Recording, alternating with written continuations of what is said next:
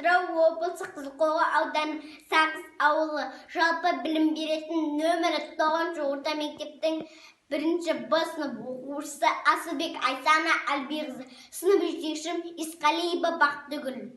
Абай Құнанбаев қыз ақ киімді денелі, ақ сақалды, сұқырым танымас тірі жанды, үсті басы ақ қырау, түсі суық, басқан жері сықырлап келіп қалды. Демалысы үскіріп аяз бен қар, кәрі оқудан қыс келіп әлек салды. Ұшбадай бөркін киіп бұқшырайтып, аяз бенен қызарып ажарланды. Бұлттай қасы жауып екі көзін, басын сілкете қар жауып мазаңдалды. Борандай бұрсаң етіп долданғанда, алты қанат ағырда үйшей қалды. Әуес көріп жүгірген жас балалар, беті қолы домбығып үсік шалды. Шүйдемен тонға баттап келген малшы, бет қарауға шыдамай теріс айналды.